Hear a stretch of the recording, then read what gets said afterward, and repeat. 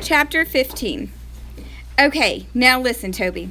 I took him by the shoulders and looked him straight in the eye. Then I gave him a little shake just to make sure I had his attention. There might be a man back there with Willie. I jerked my head in the direction of the old house. Toby's eyes got wide. Who? He said. A man named Mookie. A man named Mookie? I nodded, but it's okay. I said, he's nice. He gave Willie some sardines. What's he doing back there? I shrugged. Just like, kind of living there, I guess.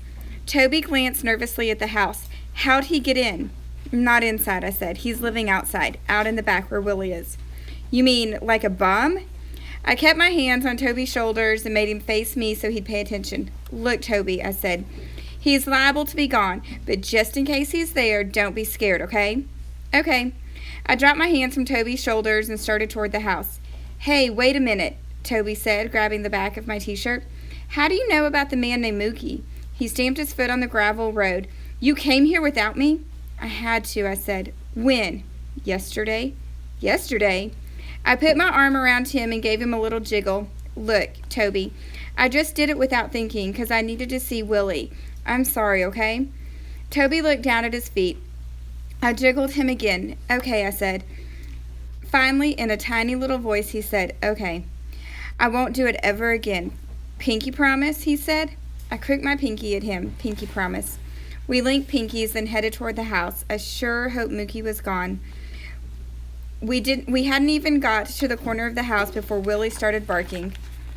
It's me, I called out. Georgina. And Toby? Toby called from behind me. When I rounded the corner, the first thing I saw was that blue tarp. Underneath it, Mookie was stretched out on top of his sleeping bag, his hands folded on his stomach and his hat over his face. From over on the back steps, Willie jiggled his whole body and let out a bark like he was saying hello. Mookie didn't move. Mookie? I said, kind of soft-like, so I wouldn't scare him. Nothing. Mookie? I said a little louder. Still nothing. Is he dead? Toby whispered. Suddenly, Mookie let out a snort and jumped, sending his hat flying and making me and Toby grab each other. Mookie slapped a hand over his heart and flopped back down on his sleeping bag. You like to scare the Bessie bug out of me, he said. I brought Willie some stuff to eat, I said, wagging my paper bag in the air. Mookie sat up and put his hat on. Me and him's been having liver pudding. I wrinkled my nose. What's that? Liver pudding? Mookie rubbed his hand in a circle on his stomach. Some good eatin', that's what. Right, Willie? Willie sat on the porch steps and lifted a paw. Mookie chuckled. That dog's got good taste. He nodded toward Toby. Who's he? My brother Toby. Mookie got up and held out his 3-fingered hand toward Toby. I'd forgotten to warn Toby about that. But for once in his life, he didn't act like a scaredy baby. He shook Mookie's hand like he didn't even notice those missing fingers. That's a darn shame about the landlord of yours, ain't it? Mookie said to Toby. Toby looked at me and then back at Mookie. Yes, sir, it is. I felt relief flood over me. Toby wasn't going to say something stupid like he usually did. I bet y'all sure do miss your little dog, don't you? Mookie said. We sure do, I said. Toby nodded. Yes, sir, we do. Mookie rolled his sleeping bag up and stuffed it into the crate on the back of his bicycle. Kinda hard to sleep around him, though, ain't it? I looked over at Willie. He looked back at me with his shiny little eyes and his eyebrows lifted up like he was curious as anything to hear what I was going to say. I shrugged. Sometimes, I said. Mookie wiped a plastic coffee mug with his shirt tail and put it into a burlap bag. He's sore like that all the time, he said. Not all the time. Mookie chuckled and put a few more things inside his burlap bag. Then he tucked it into the crate beside the sleeping bag. Are you leaving? I said. I sure hoped he was. Yep. Good, I thought. Now I could concentrate on what I had to do. Mookie pushed his bike toward the path leading out to the road. What about that? I said, pointing up at the blue tarp. Oh, I'll be back, he said. Me and Toby watched him disappear around the corner of the house. A few seconds later, the sound of the gravelly singing echoed through the woods and faded away. Is he a bum? Toby said. I don't know. I sat on the step beside Willie and let him root around inside my paper bag. He pulled out a chunk of bagel and gobbled it down. I bet he is, Toby said. I stroked Willie's head while he ate the rest of the scraps I had brought him. Except a slice of tomato. He just sniffed that. Don't you think he's a bum? Toby said. How should I know? I snapped. I don't like him, Toby said. He smells. So do you, I hollered, making Willie jump off my lap and slink away like I'd just smacked him upside the head.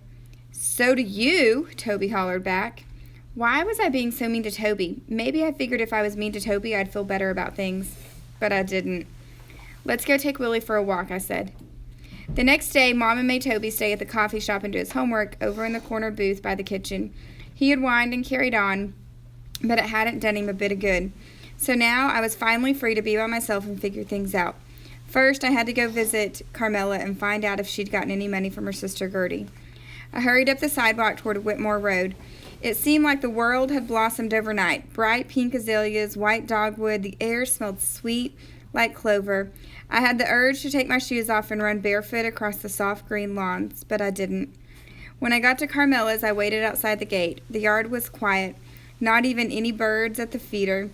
For a minute, I wished I could step back in time, back to the day when Willie had come running around the side of the house chasing that squirrel. Before I had done what I'd done, but I couldn't. So I made my feet go up on the porch and my hand knock on the screen door. Who is it? Carmela called from inside. It's me, Georgina. I heard her wheezy breathing as she came to unlatch the screen. Hey, I said. Hey. I looked down at the floor and said, Did anybody find Willie? Carmela shook her head and sank into her ratty old chair. The TV was on with no sound, one of those shopping shows where some lady tries to get you to buy a great big ring that's not even a real diamond. The lady wiggled her fingers around, making the fake diamond sparkle for the camera.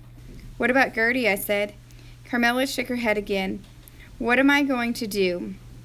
She said in this flat kind of voice that made me feel sort of scared. I sat on the ottoman across from her. What did Gertie say? She says she hasn't got the money, but I know good and well she does. Carmela wiped her nose with her hand and stared at the TV. She says I'm pathetic for getting all worked up over a dog. So what are you going to do? I'm thinking I'll just go ahead and offer what I can. How much is that? Carmela sighed. Oh, I don't know, $50 maybe? My stomach went thunk. But you put $500 on those signs, I said. I know, Carmela blew her nose. Maybe whoever finds Willie won't care about money. She stuffed the tissues into her pocket. I sure wouldn't, she said. Would you? I shrugged. Well, sort of. I mean, not really, but with every word that came out of my mouth, I felt like I was digging myself into a hole, and if I didn't stop, I was going to be so far in I would never climb out. Me and Carmela stared at the TV in silence. Now that lady was dangling a shiny gold necklace in front of the camera. Her bright red lips were moving, and I tried to imagine what she was saying, but my mind was such a mixed-up mess that instead of imagining her saying how wonderful that necklace was, I heard her saying, Georgina Hayes, what in the world are you doing? Have you lost your mind? You bring that little dog back here this instant. I looked at Carmela and felt a stab. What in the world was I doing? Then suddenly, Carmela leaned forward and said, Will you do me a favor? Sure. Will you and Toby go check those woods over there across the highway? What woods? Over yonder. She waved her arm toward the main highway, toward the gravel road, toward the old house. You'll probably think I'm plumb crazy, she said, but sometimes I think I hear Willie barking over there. Thunk, there went my stomach again. Really, I said. I drove around to over that way yesterday, she said, but I thought maybe you and Toby could look, too. Okay. Of course, I think I hear Willie scampering around this house, too, Carmela said, so I reckon it's just my crazy old mind playing tricks on me. Toby's doing homework at my mama's coffee shop, I said, but I'll go look. Carmela smiled. I sure do appreciate everything y'all have done for me. I shrugged. That's okay. I started for the door. Besides, maybe if we do find Willie, Gertie will change her mind and give us $500. Carmela's smile dropped, and she looked like I'd just told her the sky had turned purple. What do you mean? She said. Well, I mean, you know, the reward and all. Oh. Carmela looked down at her hands and twisted a button on her shirt. I guess I thought you and Toby were helping me because you wanted to. We are, I said. I mean, we do want to. I just thought, but I will certainly do my best to make sure you get paid for your kindness. Carmela's chin was puckering up, and she wouldn't look at me. turn, I thought. That hole I dug myself into was getting deeper by the minute.